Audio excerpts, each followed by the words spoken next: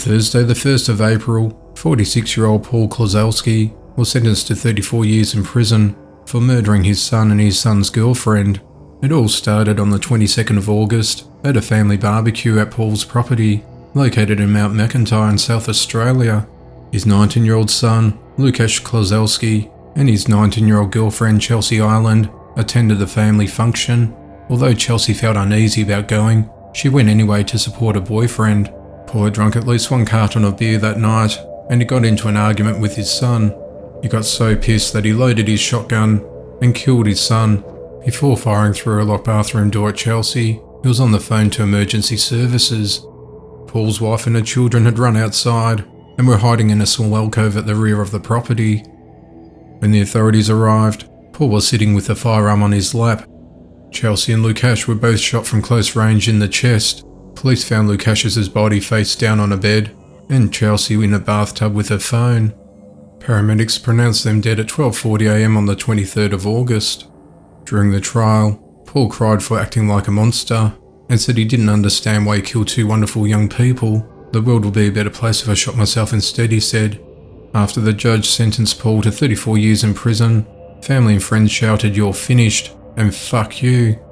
He won't be eligible for parole until he turns 80.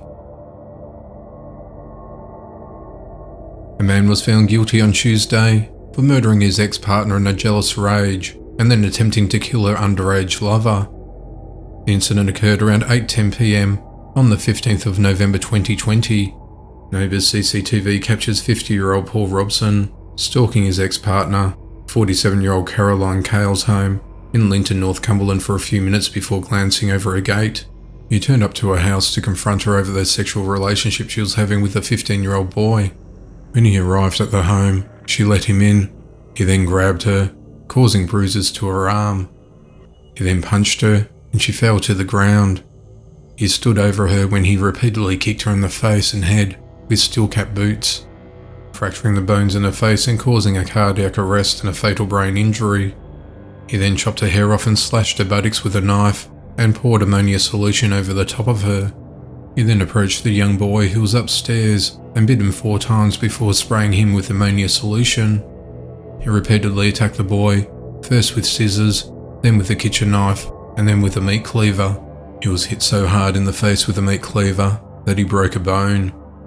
Paul later sped off from the scene and was captured on surveillance footage, refueling at a petrol station. Paul and Caroline had previously lived together, but split up weeks before the murder. He blackmailed her out of £35,000 when he found out about her illegal relationship. The two originally met in prison where she worked, and he was a prisoner, and the two became romantically involved, although Caroline was married at the time. Paul was found guilty of murder, as well as a string of other indictable offences, and was sentenced to serve a minimum of 35 years in jail. A mass shooting at a business complex in Orange, California on Wednesday evening has led to 4 people, including a child, being killed, while the gunman and another person were injured. Very few details were immediately available about the victims or potential motive for the shooting. The authorities received a call of shots fired at around 5:30 p.m. and responded to the building located at 202 West Lincoln Avenue.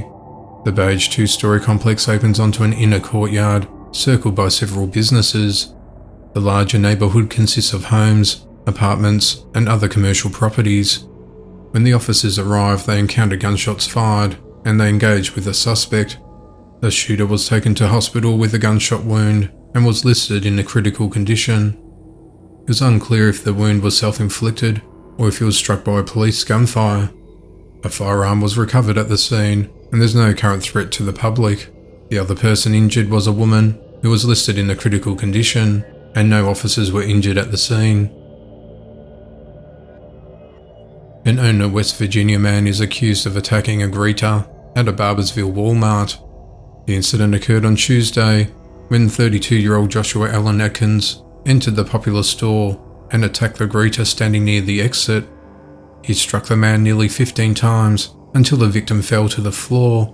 Whilst on the floor, Joshua then got on top of the man and continued laying punches into him before leaving the store and driving away in his vehicle. The victim didn't know the attacker and has never seen him before. There was no indication of what the motive of the attack was either. Joshua was tracked down and arrested and has been charged with battery and malicious wounding. He's been held in the Western Regional Jail in Barbersville on a $51,500 bond while he awaits trial.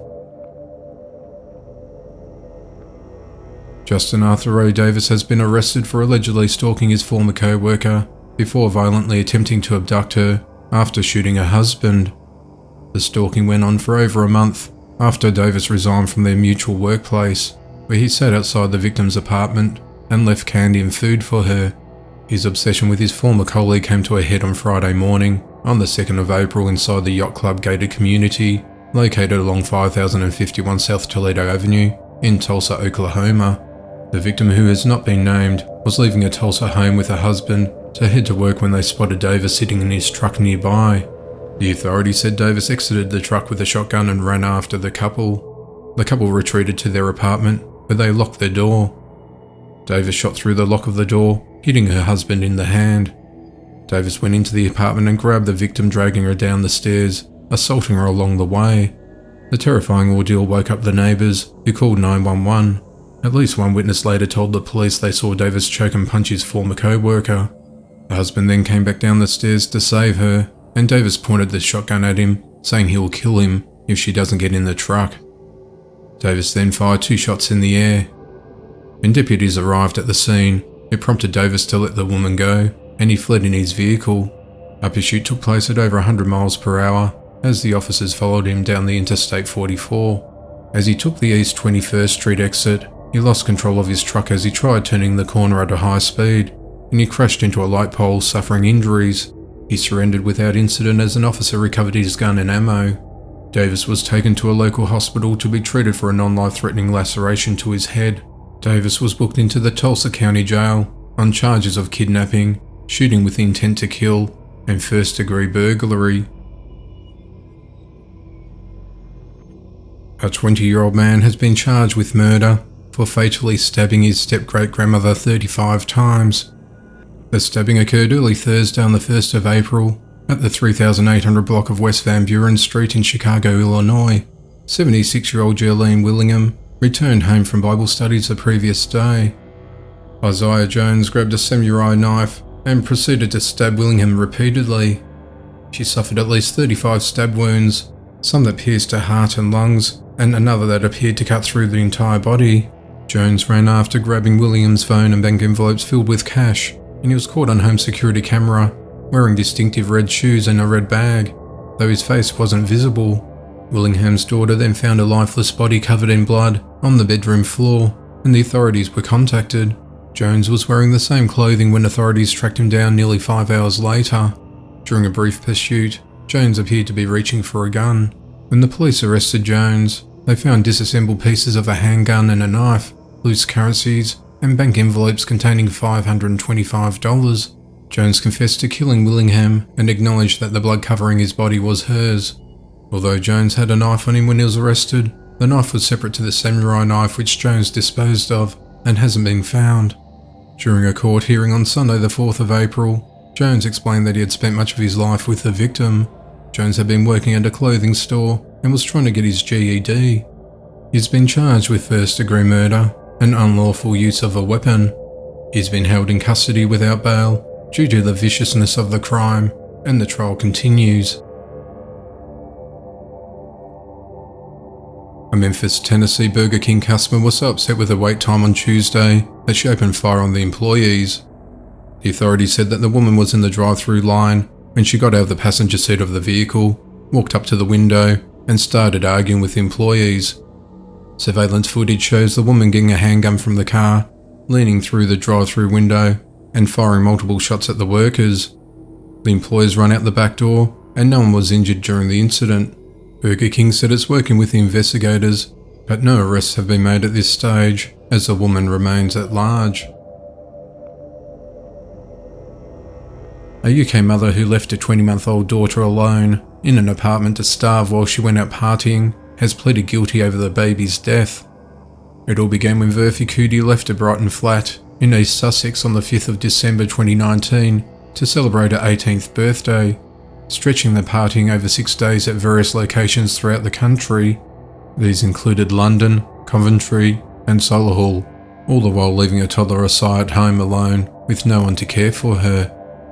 When Murphy returned home on the 11th of December, she found her baby daughter laying unresponsive, so she immediately contacted the emergency services. Asai was admitted to hospital but was pronounced dead shortly thereafter. The post-mortem results indicated that Asai had contracted the flu but had ultimately died of neglect. The teen mum and her daughter had been living in social housing and had no fixed address. On Friday, the 26th of March 2021, Murphy, who's now 19 years of age, pleaded guilty to manslaughter in the Brighton court. She remains in custody and is due to be sentenced on the 28th of May. A Houston, Texas man is accused of kidnapping his ex-wife and sexually assaulting her over a 4-day period. The traumatic ordeal started on Friday the 19th of March when the victim's ex-husband showed up at her house, inebriated and high on some form of narcotics. He started knocking on the door and said he wanted to talk to her. She opened the door and said she didn't want to talk. As she attempted to close the door, he stopped her and grabbed her right arm and pulled her away from the residence. He kidnapped her while holding her at knife point. He then forced her to drive to a nearby neighbourhood and into a driveway of her home and said, "I will kill you if you yell for help," while taking the phone off her. He forced her to remove her clothing, gagged her, and tied her hands and feet. He proceeded to pull out a small knife and told her he was going to kill her that night, before sexually assaulting her. The next day she remained in the vehicle tied up, while he only left to get beer and talk with 3 men at the home where the car was parked. She found it difficult to yell for help. The men saw her but would just pass by and not help her. On Sunday, he started slashing her wrist several times and hit her in the face. On Monday morning, he sexually assaulted her again, before driving her back home and said, "If you tell anyone, I'll come back and kill you. I have a bullet for you." Herrera was arrested on Friday morning, on the 26th of March, near the victim's home, where it was believed that he was going to attack her again. He's held in the Harris County Jail and awaits trial as the investigation into the matter continues. A 20-year-old man has been charged with raping a 14-year-old schoolgirl in bushland on the Clay Island in Australia near Brisbane. The incident occurred on Wednesday afternoon, on the 24th of March, after the girl got off a school bus near Hamilton Parade on her way home, when a man started stalking her.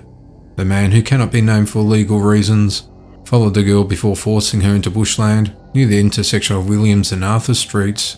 He put his arm around the girl's neck and dragged her into the bushes. After forcing into the bushland, he choked her until she became unconscious, and then he raped her. When she came to, she managed to fight the man off before a resident came to her aid. The man was later found in bushland off Cooey Crescent and was arrested. The local man said the allegations are absolutely horrifying. "I know the little girl and she's an absolute sweetheart." The accused is from nearby Russell Island and he's been charged with rape and disabling in order to commit an indictable offence. He appeared in court on Thursday afternoon and he's been remanded in custody. His next court appearance is on the 27th of May as the investigation into the matter continues. A man has been charged for beating his girlfriend to death at a beach in York, Maine. The incident occurred on Friday afternoon at around 4 p.m. on the 26th of March. Officers descended on Short Sand Beach after numerous reports were received of a man assaulting a woman there. When deputies arrived, they found 35-year-old Rhonda Catalina's lifeless body behind a rock. They also found suspected killer Jeffrey Buchanan, who was arrested on the spot and taken into custody. The man and the woman were a couple from Bedford, Massachusetts, and had one mutual child together.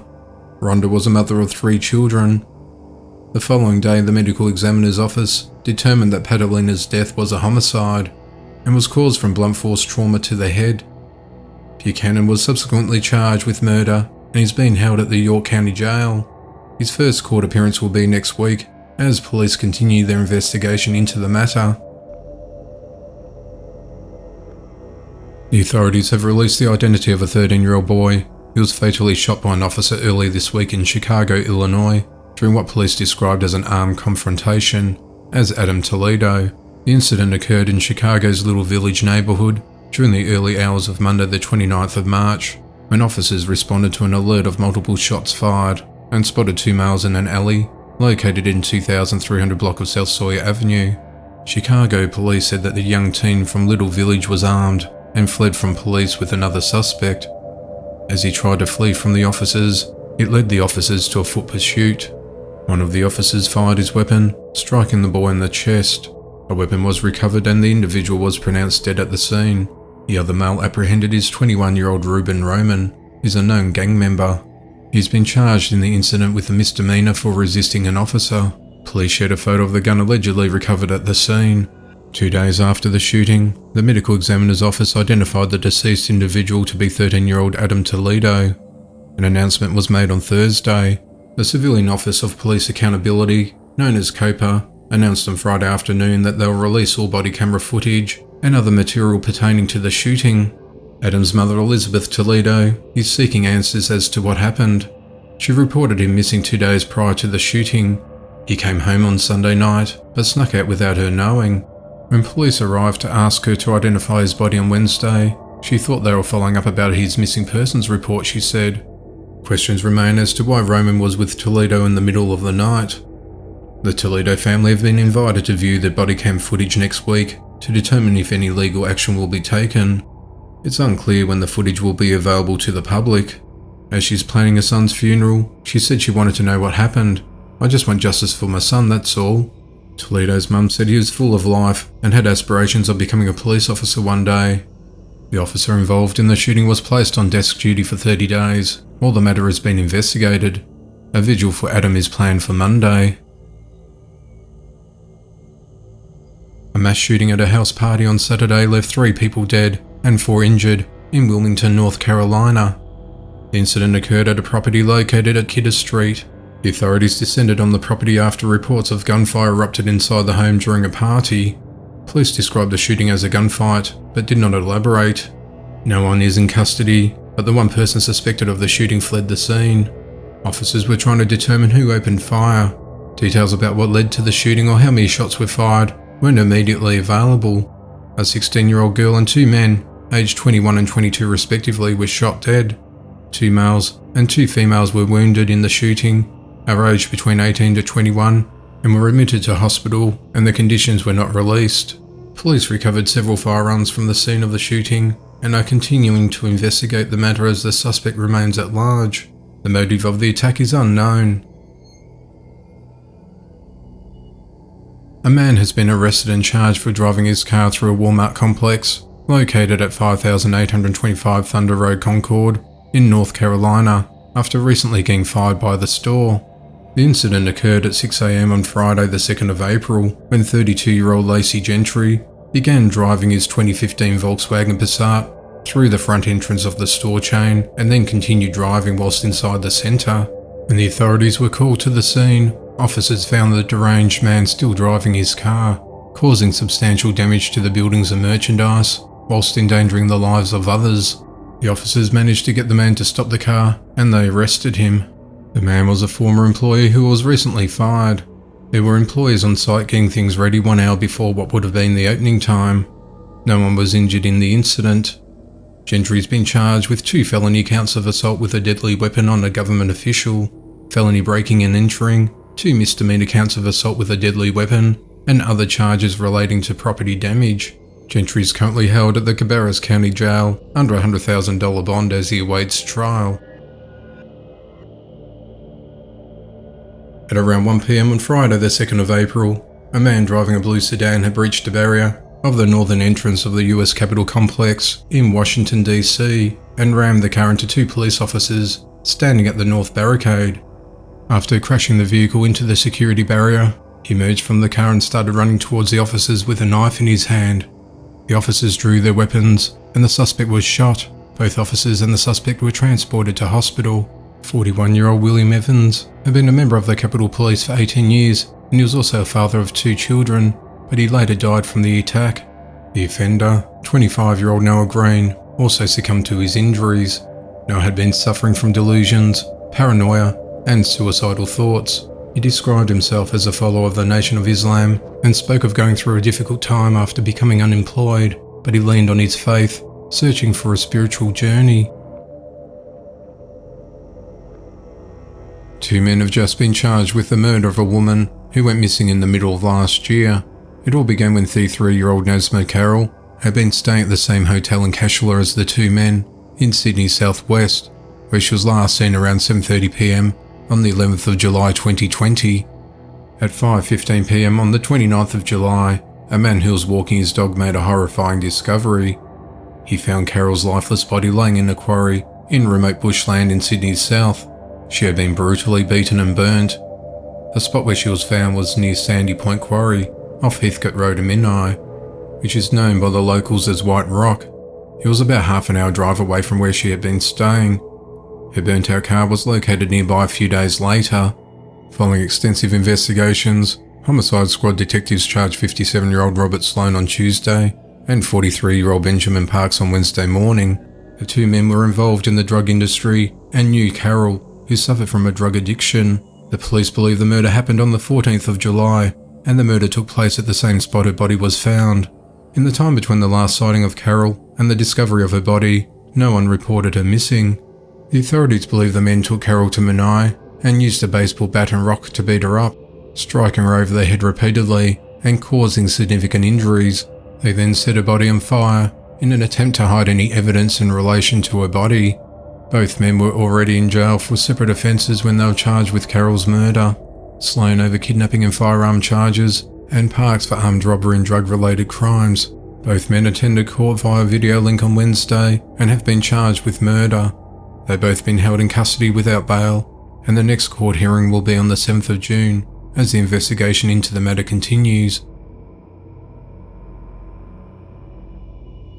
A Kentucky couple were arrested at their home on Monday morning, charged with felony child abuse, after police said their 9-day-old child had 5 broken bones. The authorities were called to the Canterbury court home in Louisville by 26-year-old Amanda Wyeth and 30-year-old Brent Bishop, who claimed the child fell off a bed. They told police the baby had a broken arm. Emergency services transported the baby to the Norton Children's Hospital, where Wyeth gave a statement to officers saying, "I can't believe I hurt my baby this bad."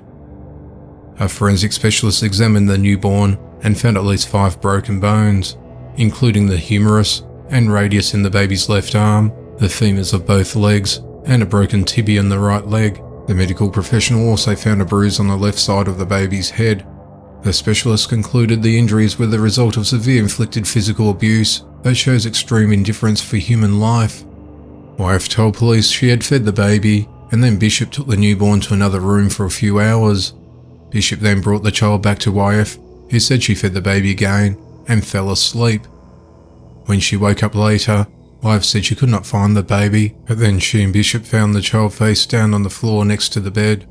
An arrest warrant was issued, and police went to the couple's home, where they said they found cocaine, meth, oxycodone, and marijuana, along with drug paraphernalia and a gun on the floor next to the bed. Wyeth and Bishop faced charges of felony child abuse and drug possession. During the first court appearance on Tuesday, the couple entered into a not guilty plea, and the bond was set at $150,000 each. Their next court appearance is set for the 14th of April.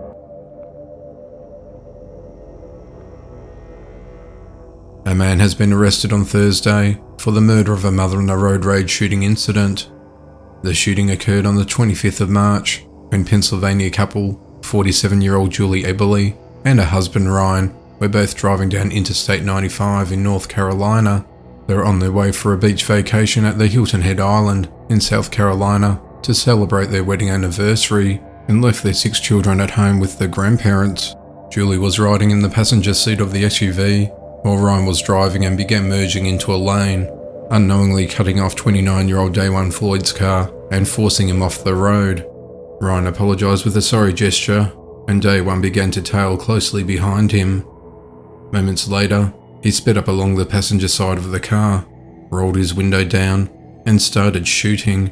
He fired multiple shots into the passenger door, then sped away and took exit 22, before crossing the bridge into Lumberton. Ryan was not injured in the incident. Ryan recalls looking in his mirror that he was passing them on their right, and gunshots were fired, and their car was hit. He looked over and the passenger window of his car was shattered. His wife yelled his name. He asked if she had been hit and she said yes. Julie was taken to a nearby hospital, but died shortly thereafter.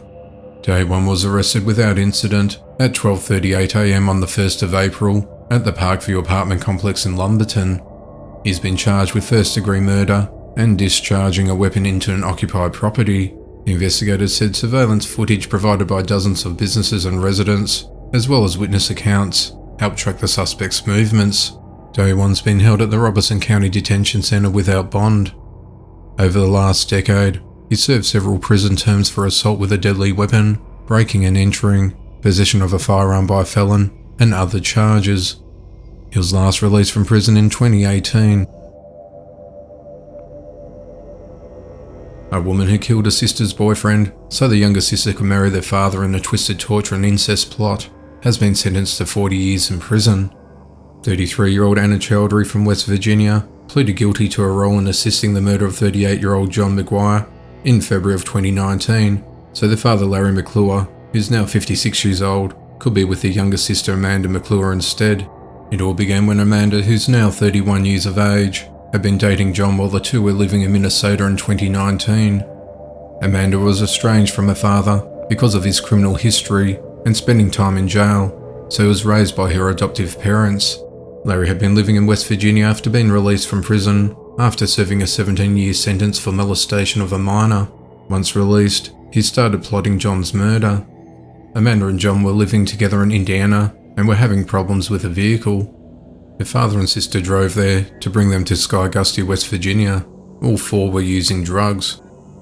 The group purchased some items to make meth, but it didn't come out correctly, and is considered a bad batch because it didn't crystallize properly. John told Larry that he was in love with Amanda and wanted to marry her, setting John into a quite jealous rage. On the 14th of February 2019, things got a little weird on Valentine's Day, when Larry encouraged John to play a trust game where his feet were tied up. As John sat up to unbound his feet, Amanda promptly stood up and grabbed a bottle of wine and hit him over the back of the head with it. John was tormented and tortured over the next few days, where they began beating him and standing on him. During that time, John was hog-tied and had a rope tied around his neck. As the group was high on meth, they kept asking John who he was, convinced he was a federal informant. John kept pleading with them, assuring them he wasn't anybody else. They then said they were going to inject him with truth serum, and at 6 am on the 15th of February, he was injected with 2 syringes of the bad liquid meth into his carotid artery in an attempt to kill him. That didn't work, however, and seemed to make him stronger. He was then held down by Larry as Amanda wrapped a large black garbage bag around his head, and Anna strangled him using a rope around his neck. John's body was wrapped in trash bags and buried later that morning in a shallow 2-foot grave behind the Skygusti house. Amanda was paranoid that John was still alive, so the body was dug up 6 days later. To prove that John really was dead, Larry drove bed nails through his corpse with a sledgehammer before dismembering the body and burying it again. Amanda and Larry became involved in an incestuous relationship and married in Virginia almost a month after the murder and moved to Kentucky. The murder surfaced in September of 2019 when Larry got into trouble with the West Virginia State Troopers for violating the sex offender registry. Authorities said Larry confessed and he and his daughters murdered John McGuire. During a court hearing in October of 2020, Amanda said that John was killed because he was with me.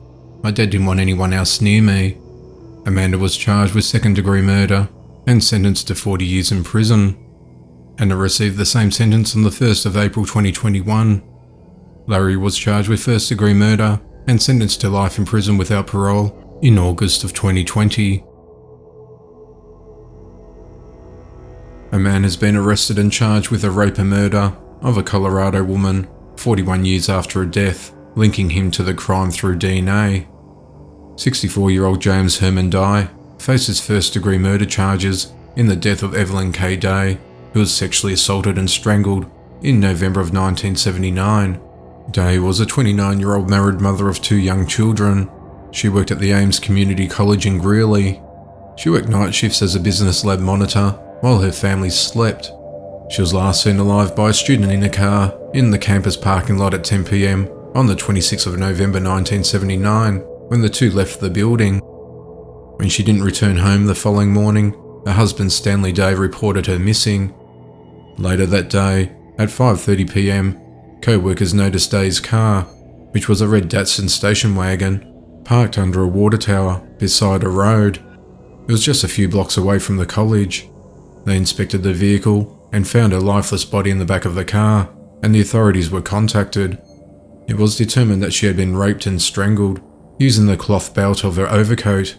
First responders collected evidence from the crime scene, and several leads were developed and followed up on, but no arrests were made, and the case went cold. On the 1st of May 2020, cold case detective Byron Castellan was assigned Day's case in an effort to solve it. He requested the crime lab to use the DNA evidence collected from the crime scene and run it through the CODIS DNA database. The results came back on the 26th of August last year and showed the DNA from the rape kit matched Di, as did the DNA from Day's coat sleeve and scrapings from her fingernails. Through further investigative work, it was determined that Di was enrolled as an automotive student at the same campus Day worked at the time of her death. When Day was murdered, Di came home that night with blood on his clothes and explained to his then wife Maria Hawkins that someone had been killed near the campus, even though the story was never featured on the news. Castellan then interviewed Di's ex-wife and his two sisters. The defendant's sister, Shira Kubaski, said that Di's mother, Viola Di, even told her that he had murdered Day. The detective also found that Di and Day had both lived in Evans. Di had an extensive criminal history in the states of Colorado and Kansas, which included 4 separate sexual assault arrests, 2 of which involved minors. He was also arrested for luring a woman by asking her for a ride, then giving her directions down an isolated dirt road where he raped her. The detectives believe it's highly probable that Di did the same thing to Day. On the 22nd of March 2021, 2 detectives travelled to Kansas and took Di into custody. They'd interviewed him in Wichita, where he denied having any knowledge of Kay or been responsible for her death. Weld County Sheriff Steve Reams said the arrest of Di was something celebrated by those who serve and protect the residents of Weld County. The day Di was linked to the case was a day we celebrate. A lot of high fives in the office, Reams said. I think the suspect was very surprised to be arrested. Day's family members said they were ecstatic to see an arrest in the case they assumed would never be solved. Di, who lives in Wichita, Kansas, is being held in the Sedgwick County Jail, pending extradition to Weld County, where a court date is yet to be set. A 30-year-old man has been charged with murder over a death of a baby girl. 3-month-old Alicia was admitted to hospital on the 12th of March after suffering horrific brain injuries stemming from an incident located at a home in Girraween, which is a suburb in North Perth in Australia. Alicia died 2 days later after succumbing to her injuries. The accused, Zach Mirror, who's not the father of the child, fronted Perth Magistrates Court on Monday via a video link from Hakea Prison. He was originally charged with grievous bodily harm, but was upgraded to murder. His relationship with the child is not yet known, however the incident occurred on Mirror's birthday. The baby's father, Robert Ahrens, posted a eulogy on Facebook, describing his daughter as perfect and adorable. I honestly can't help it but smile every time I looked at her, or even a picture of her, he said shortly after she was born. Those close to the family responded saying that the loss of their beautiful little princess Alicia was taken from them at such a precious young age. We're all in absolute shock and disbelief that such a tragedy has taken place. Mirror was remanded in custody and is yet to enter a plea. His next court appearance will be on the 28th of April as the investigation into the matter continues. 28-year-old Ann Akers has been charged with attempted murder of a 3-year-old daughter after stabbing her in the neck with scissors. The incident occurred around 10:50 a.m. on Saturday morning on the 27th of March in the 1300 block of Hathaway Drive in Silver Spring, Maryland. Akers' father arrived at their home and found a trail of blood on the floor and scissors in the hallway, and he immediately contacted 911. When first responders arrived, they entered Anne's bedroom and found her there hiding something under a blanket. When they took the blanket away, it revealed a young girl with a large life-threatening laceration to her neck. Anne had also stabbed herself in the neck. Officers began first aid treatment to the girl's injuries, and she was airlifted to a local hospital, where she managed to survive the horrific attack. Doctors at the hospital who treated the girl commended the officers' actions in helping save the girl's life. They said that if the girl hadn't received immediate care, she would have died. Anne was also taken to a hospital with serious injuries and received treatment. She's charged with attempted second-degree murder first-degree assault, and first-degree child abuse. During a court hearing on Monday, a judge ordered Akers to meet with a psychiatrist to see if she was mentally fit to stand trial for murder. Her next court appearance is scheduled in 1 week's time. Akers is held without bond at the Central Processing Unit. The motive of the attack is unknown. However, court records from 2019 show Akers filed a complaint for custody of the girl. A lawyer has been arrested for attacking his girlfriend at a South Carolina bowling alley after being beaten up by another woman. The incident occurred on a Friday night at 6:30 p.m. on the 19th of March. The venue is located along the Sam Rittenberg Boulevard in Charleston. According to a police report, a couple of witnesses saw a man, later identified as Payno Michael Dupree, enter the bowling alley, walk up to his girlfriend and started arguing with her. It was alleged that Dupree then placed his arms around her neck from behind, putting her into a chokehold and started pulling at her hair. The unnamed female bystander saw what was happening, prompting her to intervene. She ran up to Dupree and punched him in the face, knocking him out cold. When police arrived, Dupree was still on the ground. The victim told authorities that Dupree fell while still holding her hair and pulled some out. Emergency services took Dupree to the hospital, where they followed him and charged him with third-degree assault and battery. Dupree is a lawyer specialising in criminal defence, personal injury litigation, and general services. He was taken to jail and released on a $1,087 bond. His next court appearance is set for the 5th of May. This isn't the first time he's been in trouble with the law. Back in 2012, he was a passenger in a car being driven in Park City, Utah, just after midnight. The driver, 48-year-old Randy Lane, was pulled over by a state trooper for speeding and failing to stay in one lane. When the driver was questioned about how much he had been drinking, Dupree repeatedly interrupted, swore at the officer and refused to identify himself. The trooper ended up shooting Dupree with a taser stun gun after he repeatedly refused commands to get out of the car. After being jolted with the stun gun, Dupree punched the officer in the mouth, splitting his lip. The two men then got into a tussle, and Dupree bit the deputy on the arm, breaking his skin, before the other officers jumped in to help. Dupree was charged with 2 counts of assault on a police officer, resisting arrest, public intoxication and disorderly conduct, whereas the driver was charged with driving under the influence of liquor. 43-year-old Alex Santiesteban has been arrested on Tuesday for allegedly raping a 12-year-old boy, shooting him in the face, and leaving him for dead in Miami, Florida. It all began when a boy snuck out of home late Friday night to visit a friend who lived 2 miles away. He tricked his parents by putting pillows under the blankets to make it seem like he was still at home. The boy was walking home somewhere between 2 a.m. and 3 a.m. in the morning along the Northwest 30th Avenue and 43rd Terrace. As he was walking, a stranger pulled up beside him in a dark 4-door sedan and forced the boy into the car. He was then driven to Northwest 45th Street and 31st Avenue, where he raped the boy in the back seat. A brief struggle followed and the boy tried to escape, but the child locks were activated, and that's when the boy said he heard a loud pop. He'd been shot in the face, with the bullet entering his jaw and exiting the other side of his head. He didn't know what was going on, but the next thing he was pushed out of the car. The shooting had temporarily blinded the boy. He was left reeling and trying to find his way around in the dark in order to find some help.